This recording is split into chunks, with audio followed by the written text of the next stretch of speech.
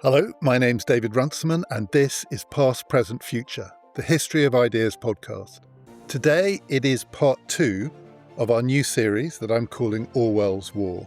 And I'm going to be talking about Orwell's response to the events of 1940 and 1941. How George Orwell, more or less in real time, tried to understand what was happening now that the war was on, and he was keen to fight it. He couldn't fight it in person, so he fought it in print as a prolific journalist, trying to take the fight to the enemy and trying to work out who the real enemy was. It wasn't necessarily the Nazis. On this podcast, we don't often talk about new books. We mainly talk about old books, but occasionally when a really interesting new book comes out, we do episodes on it. Recently, for instance, Luke Kemp's great book, Goliath's Curse. But I'd say over the past year, the book that we have talked about on this podcast that has stayed with me most is a recent one, written by the historian of religion, Alec Ryrie. And we did an episode on it called The Age of Hitler. That's the name of the book. And in it, Alec Ryrie talks about his view that we are coming to the end of what he calls the Age of Hitler. That is the time when, in the West, we orient ourselves morally around a particular idea of evil embodied in Adolf Hitler and Nazism. Not even fascism in general, but the Nazi movement in particular, and of course, the Holocaust. And Alec Ryrie thinks, and I think rightly, that that is starting to come undone. In the third decade of the 21st century, the hold of that image of evil is wavering. Historical memories are becoming thinner. Generations are passing. It's not as immediate, but also doesn't have the same force. And you see it around us in the ways in which the language of fascism and Nazism is being used and abused in ways that make people sound Nazi curious on the American right, the far right, but also not even the far right. It feels different. But it's the end of an era that was preceded, Alec Ryrie argues, by a different way of orienting ourselves morally, and that was through religion.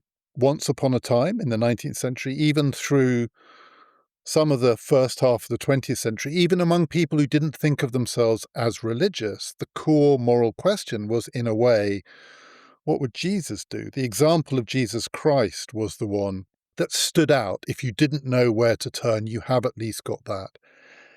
And that was replaced by the horrific example of Adolf Hitler. If you didn't know where to turn, at least you turn away from that. But the key thing about Alec Ryrie's argument is that the age of Hitler did not coincide with the life of Adolf Hitler. The age of Hitler began after the Second World War, probably to date it in 1946 with the Nuremberg war crimes trials, the beginning of an era in which those crimes were what oriented the moral, legal, political order of the West, trying to prevent them from happening again. In Hitler's own lifetime, the age of Hitler had not yet begun. And I found myself thinking about this very powerfully when reading George Orwell's writings during the Second World War, because it is clear that George Orwell is not in the age of Hitler. He is writing during a war which is a war with Hitler. But that's not yet the age in which Hitler is the evil around which we orient ourselves. And I think this may be one of the reasons for something that I said last time, which is that George Orwell's Second World War writings seem to speak across 80 plus years to us now in our own very different kind of uncertain age and age of war and violence. And one of the reasons might be we are leaving the age of Hitler behind, and he hadn't yet entered the age of Hitler. Again, I said last time, it's ironic, if that's the word, that we complain that people use the word fascism without knowing what it means. Presumably, back then, people knew what it meant. But Orwell has exactly the same complaint. This term is just bandied around. It's lost its meaning, he's arguing, in the early 1940s. There is a strange connection between then and now. But I would say exhibit number one in the case for saying that George Orwell was not living in the age of Hitler is a short piece of journalism that he published in March 1940, his review of Hitler's Mein Kampf. In that review, Orwell makes the point, which he makes in so much of his journalism of this period, how fast everything is changing, how quickly people are having to throw off one mask and put on another, turn themselves around and inside out.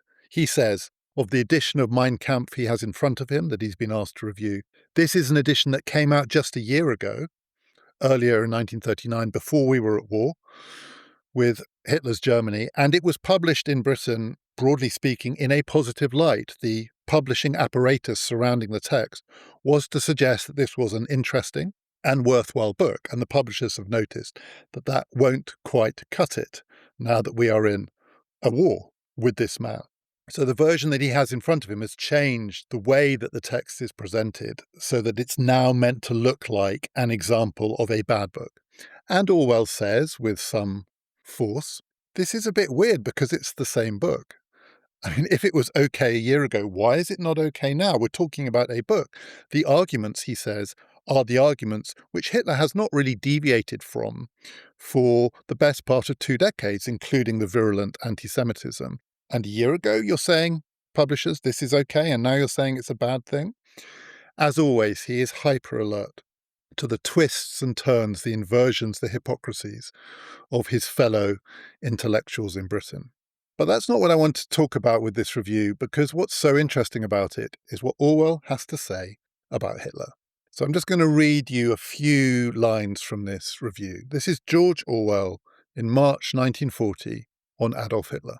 I quote, "I should like to put it on record that I have never been able to dislike Hitler. The fact is, there is something deeply appealing about him. One feels it again when one sees his photographs. They show the face of a man suffering under intolerable wrongs. In a rather more manly way, it reproduces the expression of innumerable pictures of Christ crucified." He goes on. "He is the martyr, the victim, Prometheus chained to the rock, the self-sacrificing hero who fights single-handed against impossible odds. One feels that he can't win, and yet that somehow he deserves to." Now, I think we haven't quite left the age of Hitler behind, because when I read that, it shocks me. I mean, there is something transgressive about the expression of those thoughts in 2026. And this is George Orwell talking. But actually, I have taken those quotes slightly out of context. That makes it sound like what Orwell wants to say is Hitler is getting a bad press and a kind of rum deal here. We should be more sympathetic to him. That is not what he is saying. Let me read you the full passage of the review from which those statements were taken. Orwell wrote, "I should like to put it on record that I have never been able to dislike Hitler. Ever since he came to power, till then, like everyone, I had been deceived into thinking he did not matter. I have reflected that I would certainly kill him if I could get within reach of him, but I could feel no personal animosity. The fact is that there is something deeply appealing about him. One feels it again when one sees his photographs. I recommend especially the photograph at the beginning of the book, which shows Hitler in his early brown shirt days. It is a pathetic, dog-like face. The face of a man suffering under intolerable wrongs. In a rather more manly way, it reproduces the expression of innumerable pictures of Christ crucified. And there is little doubt that is how Hitler sees himself. The initial personal cause of his grievance against the universe can only be guessed at, but at any rate, the grievance is there. He is the martyr, the victim. Prometheus chained to the rock, the self-sacrificing hero who fights single-handed against impossible odds. If he were killing a mouse, he would know how to make it seem like a dragon. One feels, as with Napoleon, that he can't win, and yet somehow he deserves to. The attraction of such a pose is, of course, enormous. Half the films that one sees turn on some such theme. What Orwell wanted to say in this review was that it is important to understand that Hitler does have real appeal for the people to whom he appeals, and it has a source in Hitler's own sense of himself. What Orwell is describing there is how Hitler sees himself as the victim, as the martyr. That in this review, in a way, most transgressive thing of all, the thing that makes it clear this is not the age of Hitler, the comparison with Christ, is, by implication, how Hitler sees it. And as Orwell says, there is a basic human force to that kind of self-projection, that sense of self-pity when projected on this colossal scale. And we should recognize that it speaks to something basic in human beings, and it is not unique to fascism or Nazism. It is, as he said, the story of many of the movies that people watch week in and week out, the suffering hero. And reading that part of the review, again, reminds me a little of now. I'm wary of making the comparison between Hitler and Trump because we have not quite left the age of Hitler behind. It is the sort of thing that opens up endless argument and counter-argument. I am not saying Trump is Hitler. I'm saying Orwell on Hitler is a bit like some of the things that people on the left say about Donald Trump, which is we have to understand his appeal. There's no point in just saying, this is too disgusting, this is too toxic, I can't look at it, I'm going to turn away, it makes me feel sick, it makes me feel faint. You have to look it face on, you have to see the human element in it, because this is a human story. He's human, the people who follow him are human, and there is a real connection there. And Orwell wants people to recognize that simply turning away in disgust is a wholly inadequate response to the dominant political force of the age. In the review, he wants to say something else as well, which is also reminiscent of some of the things that people say about the age of Trump, which I think we are in now. And that is that Hitler, Nazism, his movement have washed away some of the cobwebs of a couple of decades of soft, progressive thought. At the end of his review, he says that for too long, the progressive side of politics has relied on material progress as the engine of change. The thought that if you can make people better off, more contented, if you can give them luxuries, if you can give them some of the glimpses of the high life that human beings seem to want, if you can serve them on a kind of greatest happiness of the greatest number principle, in the end, you will win in politics.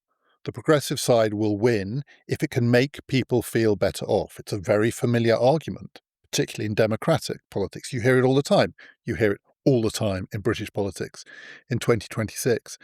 And Orwell is saying, that's not our world. If it ever was our world, it's not our world anymore, because Hitler has shown it to be a kind of sham, a flimsy doctrine, which can be pushed away by brute force. Hitler is speaking to something more basic than people's desire for a quieter life, a more comfortable life, a happier life. He's speaking to people's sense of resentment and grievance and rage. And he is speaking to them in a language of violence, which cuts across and through the language of comfort and is more powerful and is more basic. And that is our world. So the age of Hitler for Orwell is not our age of Hitler. He is evil. The age of Hitler for Orwell is the age in which Hitler has shown us something about ourselves, which is that that kind of language of violence and resentment and force is more powerful than the soft, progressive language of material advancement that had seemed dominant in the aftermath of the First World War. And that was the mistake that had been made by people on the left. And that theme in that review is consistent with something that Orwell writes in a whole set of articles and essays across the war years about writers and how writers speak to the age in which they are living. Orwell was primarily actually a literary journalist, not a political journalist, though, as he says over and over again, there is politics in everything I write, including all of my literary reviews. But he spent quite a lot of time during this period evaluating and re-evaluating the work of celebrated writers and also of popular writers of popular fiction. So he wrote about the full spectrum of literary output, from essays on Shakespeare and Dickens through to essays on crime fiction and popular fiction, on boys' comics, on dirty seaside postcards, everything. All of the things that people consume. And he was always interested in what ordinary people consume, what ordinary people like. And actually, both in his essays on Shakespeare and Dickens, one of the interesting themes of those essays is he agrees with the critics of Shakespeare and Dickens that there are many things to be said against those writers, particularly Shakespeare. But he says the thing that you cannot push back against is that they remain popular. Ordinary people continue to go to Shakespeare's plays. He believed it was true. There was a popular appetite for Shakespeare and a popular appetite for Dickens. And there are very few writers who are impervious to critical takedowns. It does not matter, he says in his essay on Shakespeare, what Tolstoy has to say about Shakespeare.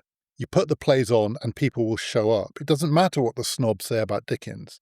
The books will continue to sell, including to people who barely read books at all. Among the writers and pieces of fiction that he thought his version of the Age of Hitler required a re-evaluation of were Aldous Huxley's Brave New World. So what's interesting there is that the Orwell I'm talking about here is not yet written, 1984. Subsequently, 1984 and Brave New World have often been discussed together as rival, even competing dystopian visions of the future. Huxley's Brave New World is the one in which we might live in a kind of nightmare, in which our appetite for soft pleasures, our willingness to be distracted becomes the source of our domination. It becomes, in a sense, the engine of our enslavement, versus Orwell's 1984, which is a vision of a future with a boot stamping on the human face forever. Brute, raw coercion. And in the period since, people have often argued which of these two visions is the prophetic one. And there was quite a long phase, I would say, through the 90s, 2000s, 2010s, where the balance seemed to be in favour of Huxley as we entered the age of the internet, the age of soft power, the age of distraction, the age of online addiction. It seemed like maybe Huxley had seen it better than Orwell. Orwell's too crude, too narrowly conceived vision of coercion as lying, propagandist, torture and cruelty. And I'm not sure that consensus holds anymore. My feeling is just in the last 2 or 3 years, maybe since the start of the Ukraine war, certainly since Donald Trump was re-elected, 1984 is back in fashion again. Well, Orwell, before he'd written 1984, said during the Second World War, people who thought that Huxley had seen the future, we can now see those people, and therefore Huxley himself, are wrong. It's not that soft, hedonic future, the pleasure-seeking future in which soft coercion is going to be the means of our enslavement. We are living in a world which is much more like older, more brutal, more visible forms of enslavement, literal enslavement, capture of human beings, their torture, their destruction by the forces of military power. So Brave New World, he thought, had been exposed by Hitler. Another writer he thought had been exposed in the age of Hitler, in his terms, was H.G. Wells. He wrote, this is a little later in the war, a long essay about H.G. Wells, in which he said when he, Orwell, was growing up, H.G. Wells was his hero, as he was every young, forward-thinking person's hero. H.G. Wells, who blew through the stuffiness of Edwardian England and the hangover of Victorian morality. H.G. Wells, who wrote frankly about sex, and H.G. Wells, who believed in the power of science and machinery and who told young people that there was a future coming in which the world would be rational. It would be organized on rational grounds, and the technology that was coming would enable people to join together. All of those old divisions and animosities could be swept away. H.G. Wells said, in the age of the aeroplane, when people can fly around the world, what will unite us is the fact that we are all connected. And Orwell, writing in this case in 1942, says, it seemed true. I used to believe it when I was a child, but I put away childish things. And now Hitler has put away childish things for all of us, because we know that aeroplanes are not means of bringing human beings together. They are means of bombing each other. Planes are the things that are trying to kill us, because this technology is not something that determines progress. This technology is used by people for their own purposes, and the purposes of our age are cruelty and coercion. And again, I find myself reading this reminded of our age and 2-3 decades of writing in which it was thought that the technology of our time, digital technology, the internet, because it opens people up to new kinds of knowledge, because it connects people in all sorts of ways, must be a vehicle of progress. Strongly argued in the 90s, in the 2000s, slightly more weakly in the 2010s, barely at all in the 2020s, because it looks like actually the technology doesn't determine progress. Technological determinism is a false doctrine. Technology does what we want it to do. And at the moment, what the people with power want it to do is to entrench their power, often by means of brute coercion.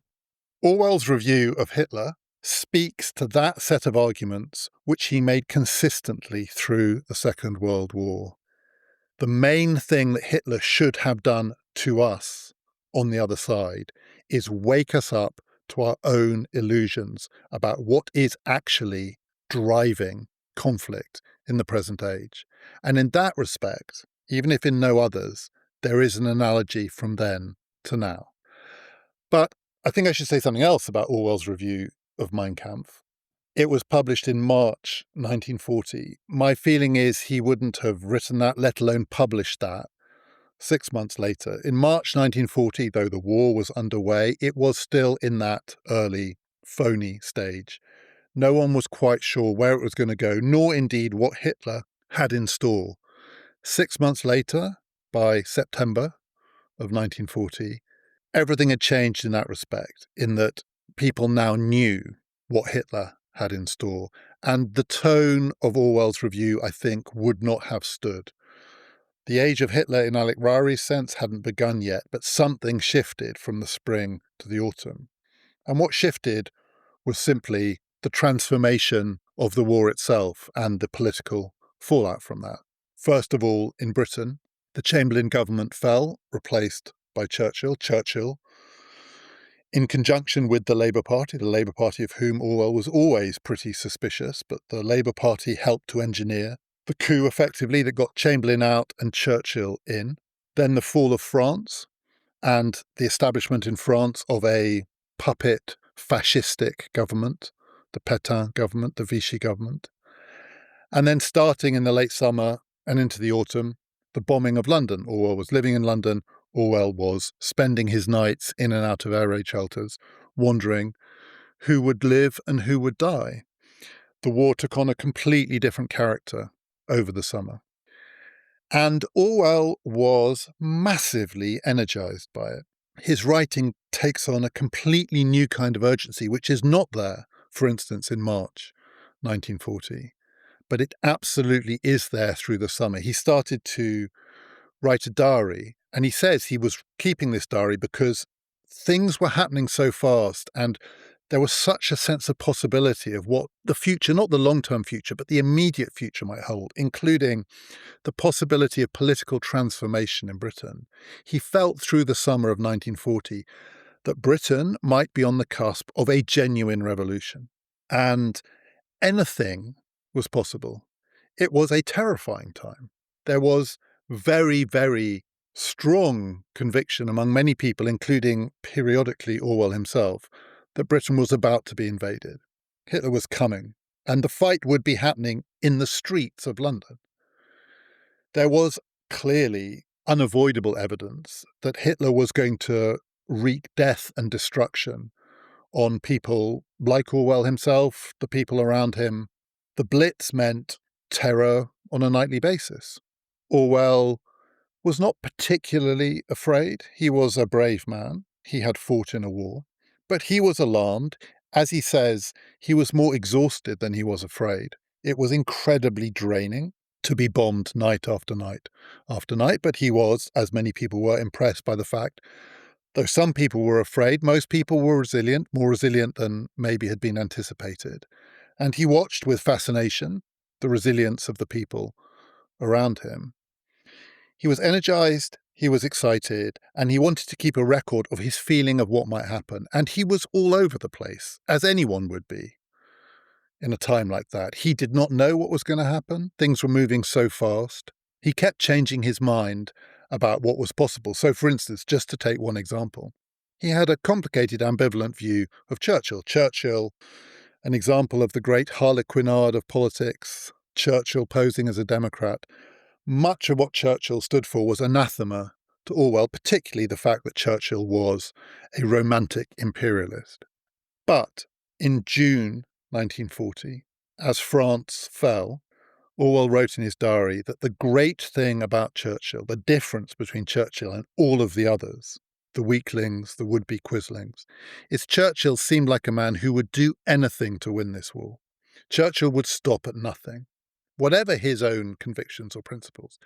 And Orwell gave a couple of examples of the kinds of things he said Churchill will do if this is what it will take to win this war. One, he said, was the equalisation of incomes, i.e., if Churchill has to turn socialist to win the war, Churchill will become a socialist. He's posed as a Democrat. He might end up posing as a communist for all we know. Second, if he has to give India its independence to win this war, he'll do it. The two things that Orwell cared about most passionately, not communism, but socialism, and above all, actually, Indian independence. Churchill, unlike Chamberlain, he would do it. Well, he was half right and half wrong in the sense that Churchill did do a lot of socialism in the war. By the end of the war, Churchill would be presiding over a government that had introduced 99 and 100% taxation levels, not quite the equalisation of incomes, but not far off. He was wrong. Churchill was never going to give India its independence. He wrote that, but then he changed his mind, and he found himself thinking that the only way this war is going to be won is with a genuine social revolution, a socialist revolution. We need socialists in charge, not fake socialists like Churchill, but the real deal.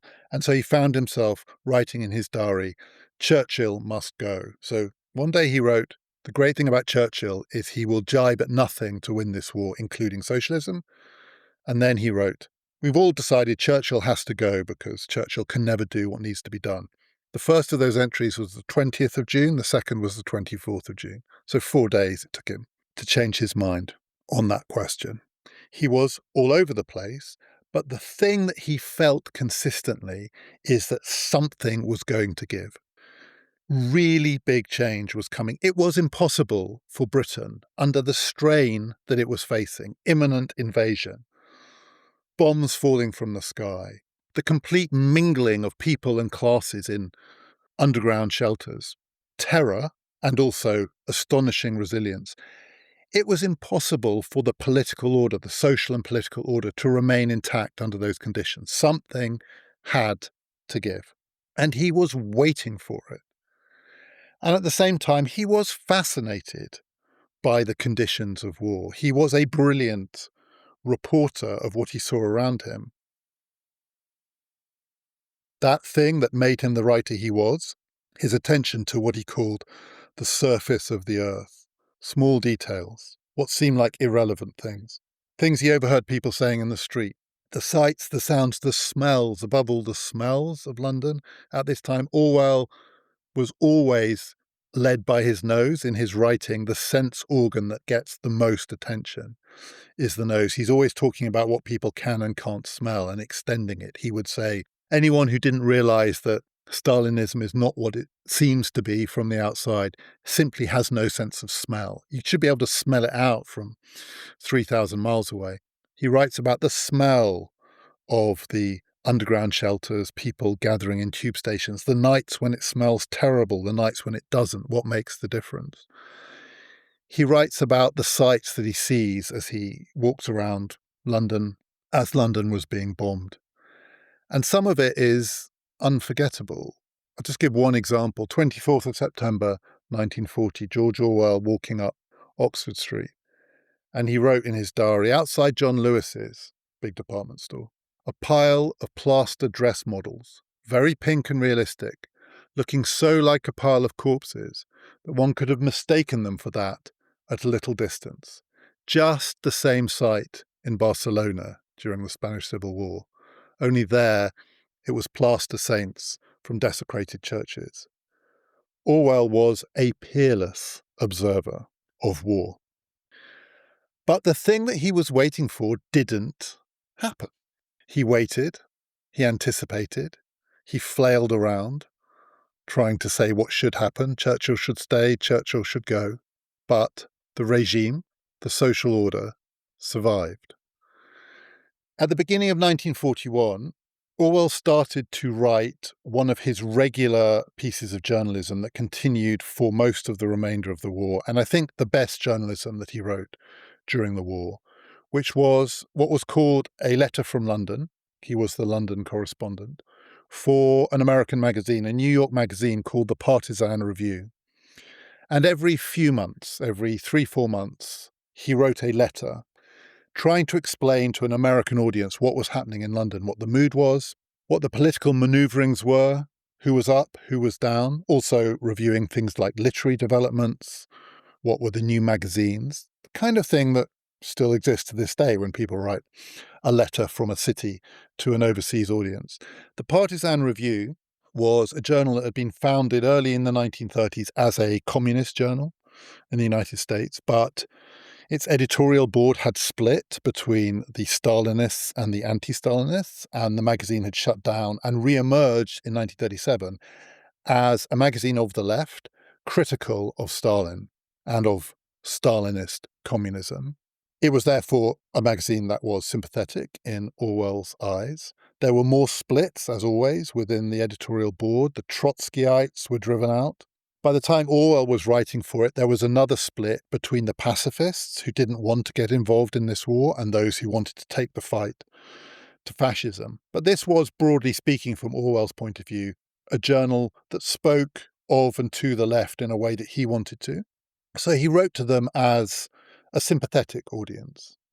And he wanted to explain Britain's situation in the war. In early January 1941, as the new year started, he wrote in the first of these letters to his new readership in the United States, that British politics was stuck. Nothing was happening, he said. There's nothing going on in British politics. It had looked last summer like everything might be going on. The crisis seemed to be overwhelming. But he says the ruling class, the establishment, by which he means Churchill and also those Labour politicians who kept Churchill in power, but the ruling elite held on by the skin of their fingertips, but they held on. And now they are in place. There is a lot of change and there's a lot to report. He told his American audience what London was like under Blitz conditions, what morale was like, what people were writing in newspapers, what advertisements were still appearing on the tube in the underground stations. But the political change that he was certain was coming had not arrived. And instead, he said, something which is shifting is starting to emerge, which looks like it might be the way this is going, in which he distinguished between economic reform and social political reform. Indeed, economic revolution and social political revolution.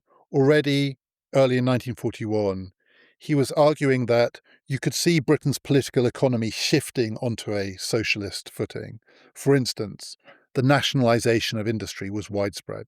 The government had taken over industrial production, and the state was now running the economy.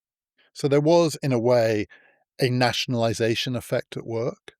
But this did not go with social change, particularly the class structure of power in Britain. If anything, Orwell said, that was becoming more entrenched. So as the state took over the economy, industry, the life of the nation, the people running the state were the same people, but narrower.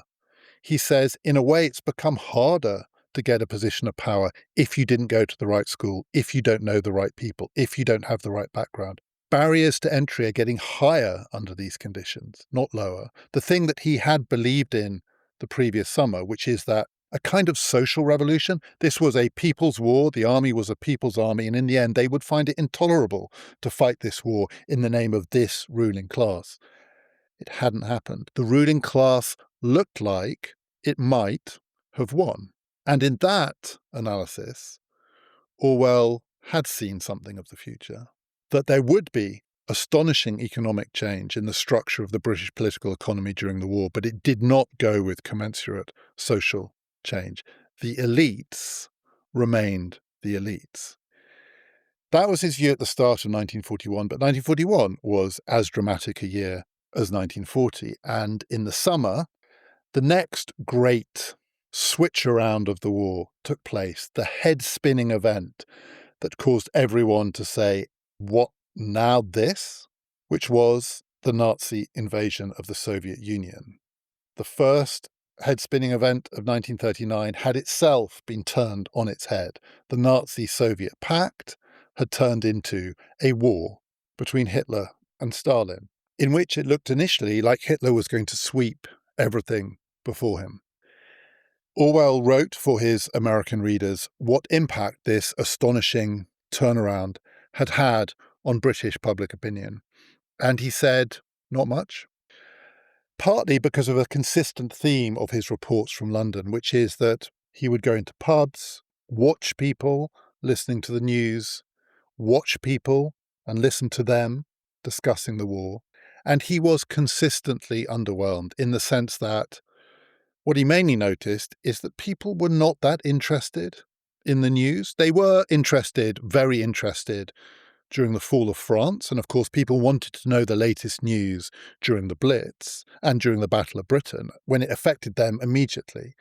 But the grander strategic questions, Hitler and Stalin, things that were a long way away, felt a long way away. Orwell would often have to go into a pub, want to listen to people listening to the news, but first of all have to ask for the news to be turned on because they were too busy playing darts and billiards. His report on the impact on British public opinion was, most people have completely taken this event in their stride, partly because instinctively, he said, certainly the English public that he knew, were mildly pro-Russian. They didn't have much of a problem with Stalin. They hadn't been following the Moscow show trials. They weren't interested in what was being written in the New Statesman and in its rival publications. They just had a vague sense that Russia was a workers' state. They were themselves, for the most part, workers. Now the workers seem to be on the same side. Fair enough. And as Orwell said, if they had a prejudice, it was anti-Americanism. He thought anti-Americanism was one of the consistent themes of British life across the classes, in the sense that the upper classes, the upper middle classes, were anti-American on cultural grounds. They were snobs. They loathed American vulgarity. They loathed American culture. He says the working classes are broadly speaking pro-Americans in the sense that they watch Hollywood movies and they quite like what they see. What they don't like are Americans when they meet them. When a British person meets an American, there is an instinctive revulsion both ways. The Americans look down on the British and also consider the British snobs. And the British find the Americans too much in every possible way. Anti-American feeling, Orwell thought, through 1941 was on the rise in Britain. Also, when are the Americans going to join this damn war? The Russians at least are in it, and they're in it on our side. There is no problem here. This is just, by this point, for most people, what war means. You take your friends where you can find them, and if they are fighting, really fighting, you wish them all the best. God bless Uncle Joe, and God bless the Russian soldier, was most people's view. But of course, that was not true among the intelligentsia, particularly the left intelligentsia. Above all, the people who could not take it in their stride in that way were British communists. British communists who had, during the years when Stalin and Hitler were in some kind of pact, been, broadly speaking, against Britain's war effort, trying to subvert it, found themselves overnight having to support it. And their turnaround was not something that you could simply pass over. Certainly Orwell was not willing to pass it over. And to allow communists the luxury of one day regarding Hitler as someone whom they should, broadly speaking, approve of, because Uncle Joe had told them so, to the next day saying he's the enemy whom we have to defeat at all costs. But Orwell was used to that from communists. The fact that communists take one mask off and put another mask on, and it's the opposite mask, and they think that no one has noticed, that's what they do. Likewise, the contortions of the British right-wing press, which had been the scourge of Stalin and Stalinism, and now that Stalin was on our side and fighting against our common enemy, were happy to publish essentially Soviet-style propaganda about the justice of the Russian cause. All of this, for Orwell, was part of what politics had become. And Orwell was aware that he wasn't that different. So he wasn't making a farce of this like the communists were, and he wasn't a grotesque example of the turnaround like the right-wing British press.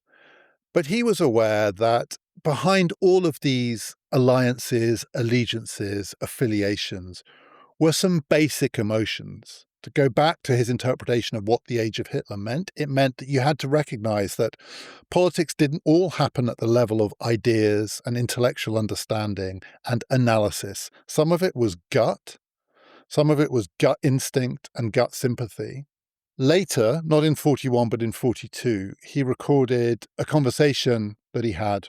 He recorded this in his diary with a poet called Herbert Reed, in which he recorded his own feelings about Russia and how they had changed. It was at a point where the war seemed to be going badly for Stalin and for the Russians. And Reed said to Orwell, "Don't you feel quite differently towards the Russians now they are in a jam?" And Orwell wrote, "For that matter," this is in his own diary, "I felt differently towards England when I saw England was in a jam." And then he says, looking back, "I see that I was anti-Russian during the years when Russia appeared to be powerful politically and militarily, from 1933 until the summer of 1941. But before and after those dates, I was pro-Russian." Orwell himself, at this point, despite everything that he had said in the previous decade or so, instinctively knew which side he should be on. So there is in Orwell, I think, not a tolerance of the switching and switching back of left-wing intellectuals. He retained his contempt for them. But for many of these twists and turns in relation to Russia, he had, by this point at least, a certain kind of sympathy. There was one group, though, for whom his contempt rose and rose. And in the things that he wrote during 1941 in particular, he targeted his most vitriolic abuse for not communists and not capitalists, but pacifists. Actually, for people who hadn't ostensibly switched sides. The people who were opposed to the war before the war, on the grounds that they were opposed to all war, no war could achieve any good, a war against fascism would simply enable fascism because the only way to fight a war against fascism was to turn fascist yourself. Those people, and it is worth saying that though Orwell was never a pacifist in any sense, some of those arguments are not a million miles away from some of the things that George Orwell was saying in 1938 and early 1939. A war against these people will enable us to become more like them. But by 1941, these were the people whom he most loathed. And I would say the most vicious piece of writing that he produced in this time was a book review. A review of a book, a pacifist book, an argument for pacifism, for not continuing the war, because all war is bad. And all you can do in the face of violence is adopt a position, a moral, principled position of nonviolence. A book making that argument, written by a young doctor, I think he was a student doctor at this point, and poet, an accomplished poet. Orwell actually admired this man's poetry, called Alexander Comfort. Now, I read this review and I thought, I don't know who that is, Alexander Comfort, but somehow the name sounded familiar. This guy was young. It's clear from this that he's in his early 20s, and Orwell's really, he is contemptuous of this man.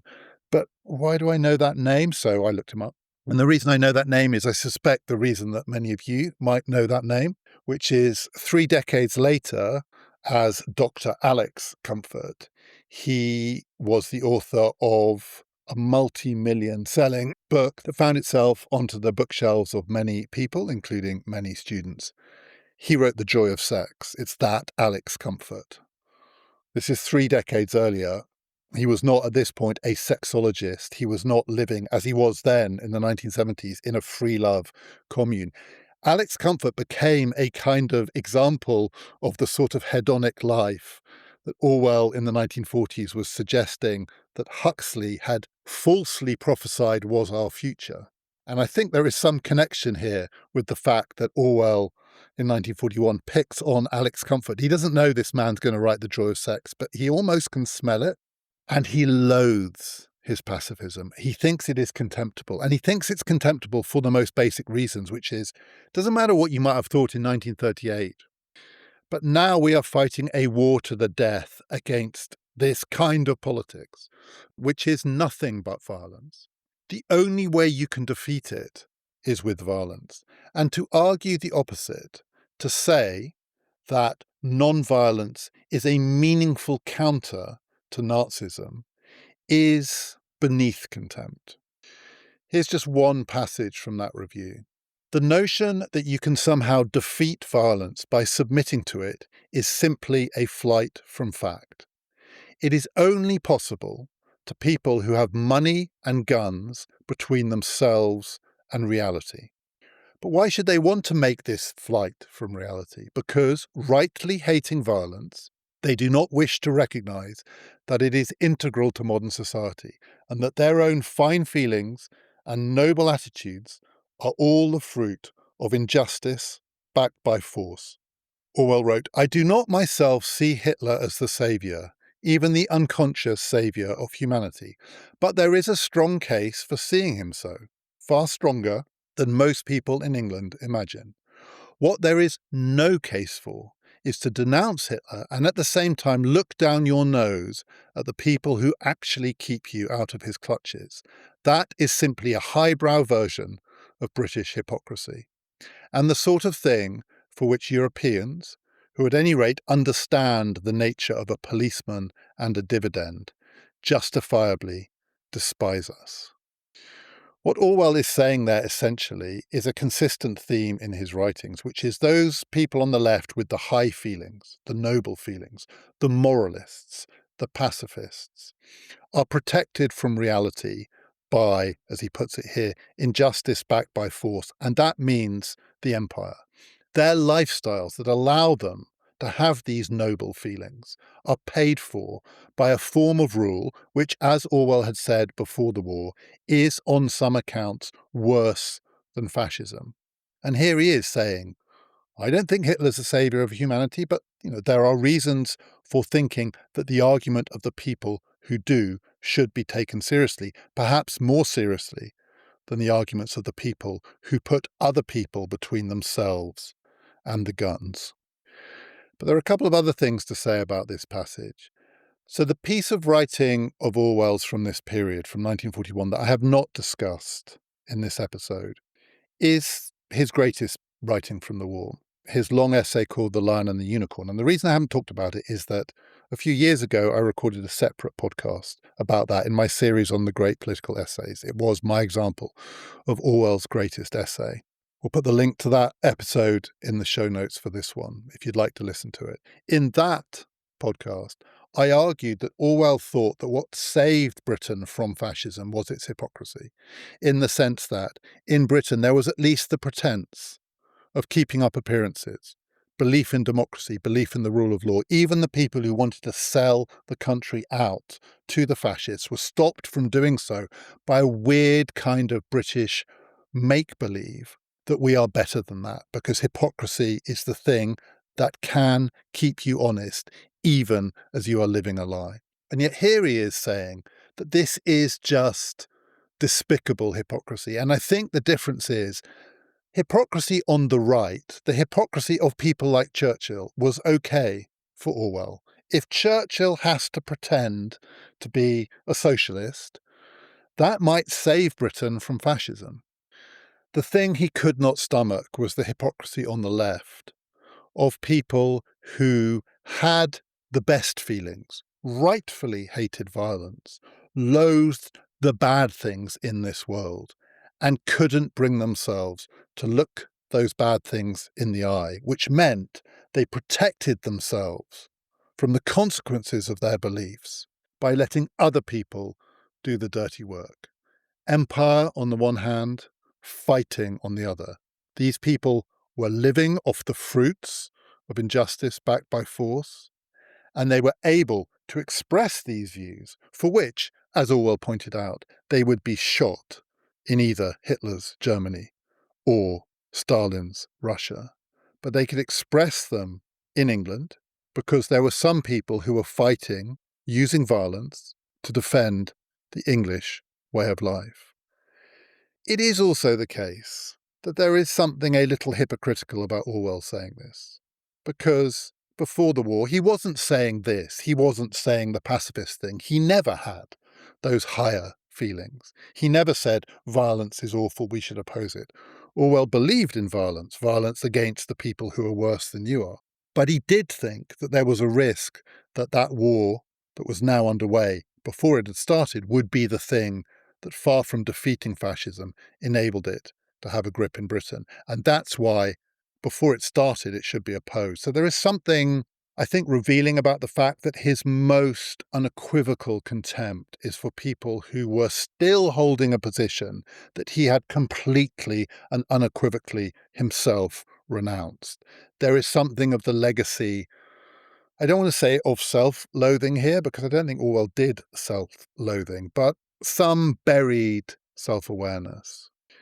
But despite all of that, despite Orwell's own mild hypocrisy, his hypocrisy about hypocrisy. On the one hand, he says it's the thing that saved us. On the other hand, he said this is the thing for which people rightly hate us, because we cannot look reality in the face. Despite all of Orwell's inconsistencies, it's hard to argue with the force of what he says here. Orwell was not a prophet, and Orwell was not a saint. But when he says what there is no case for is to denounce Hitler and at the same time look down your nose at the people who actually keep you out of his clutches, when he says that, he's not wrong. He's not wrong then, and he's not wrong now. As I mentioned there, the link to the episode that I recorded a few years ago on the Lion and the Unicorn will be in the show description for this one. I don't know if I contradict today what I said back then, or whether I repeat today what I said back then. It might be a bit of both, but anyway, it's there if you would like to listen to it. The other episode that I mentioned, my conversation with Alec Rari about his brilliant book, The Age of Hitler, was a PPF Plus bonus episode. So if you would like to listen to that, you will need to sign up to PPF Plus. It is one of the nearly 50 bonus episodes that are available for you as soon as you sign up. They're all there. It costs £50 for the year or £5 per month. As well as those bonus episodes, all present and future bonus episodes, you get ad-free listening, you get automatic sign-up to our fortnightly newsletter, and you provide invaluable support to keep this podcast going and growing. The link is in the show description, or just go to our website, ppfideas.com, and click on the page to sign up to PPF Plus. Next time, I'm going to be talking about Orwell's response to the events of 1942 and 1943, how he changed his mind again, but also how he changed his attitude to the war. He started to become pretty depressed. If you want to find out why, join me for that. This has been Past, Present, Future.